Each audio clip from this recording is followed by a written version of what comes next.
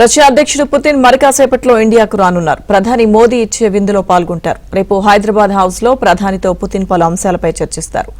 ఇప్పటికే రష్యా రక్షణ మంత్రి ఆండ్రే బెలోసివ్ ఢిల్లీకి చేరుకున్నారు.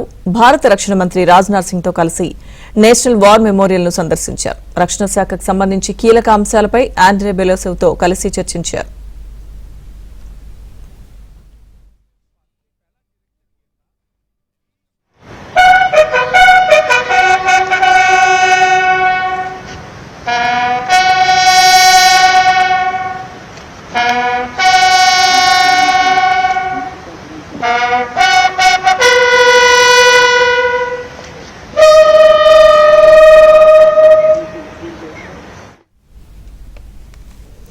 కాసేపట్లో రష్యా అధ్యక్షుడు పుతిన్ ఢిల్లీకి చేరుకోనున్నారు. పూర్తి సమాచారం మా ఢిల్లీ బ్యూరో చీఫ్ కృష్ణ అందిస్తారు.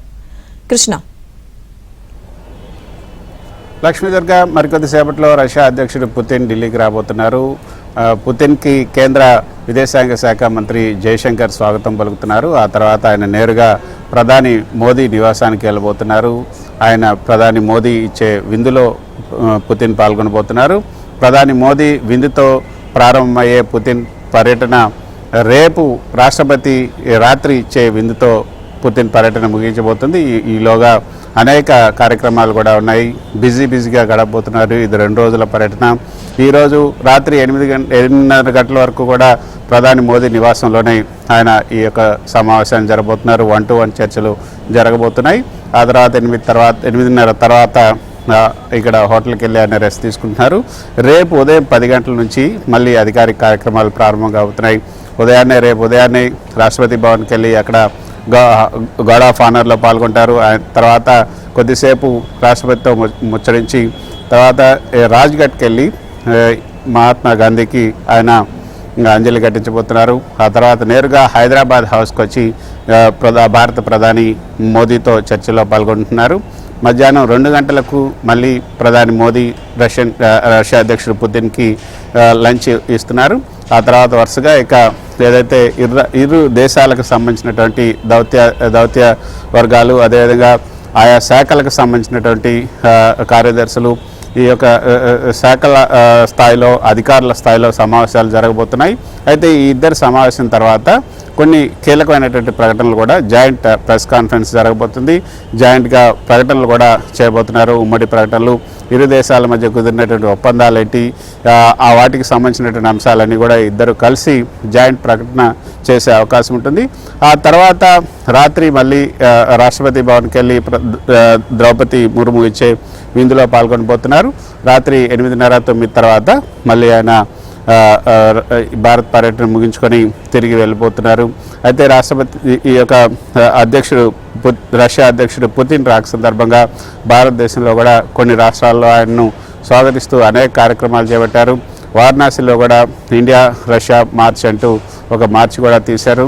సో అనేక కార్యక్రమాలు జరుపుతున్నారు.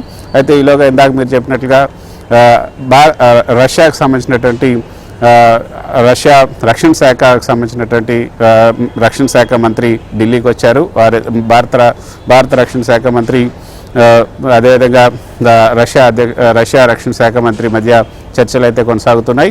అయితే ఈరోజు రేపు కొన్ని కీలకమైనటువంటి అంశాల్లో భారత్ రష్యాల మధ్య కొన్ని కీలకమైనటువంటి ఒప్పందాలు కూడా జరగబోతున్నాయి. ముఖ్యంగా రక్షణ శాఖ, అదేవిధంగా భద్రతా సహకారానికి సంబంధించి SU-30 అండ్ SU-35 అప్గ్రేడెడ్ ప్రోగ్రాంలకు సంబంధించి కూడా కొన్ని కీలక ఒప్పందాలు జరగబోతున్నాయి.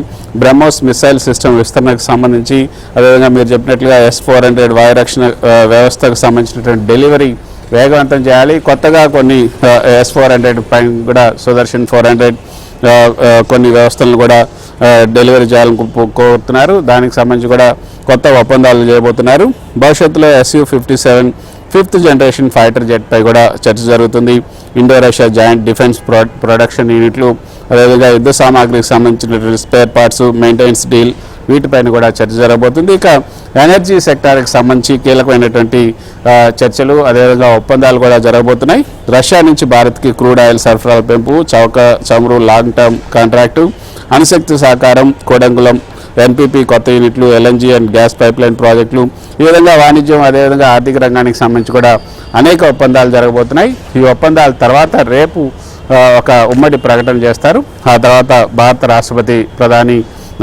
రాష్ట్రపతి ముర్ము ఇస్తున్నటువంటి విందులో పాల్గొని ఆ తర్వాత మళ్ళీ రష్యాకు పుతిన్ తిరిగి వెళ్ళబోతున్నారు. Okay, thank you Krishna.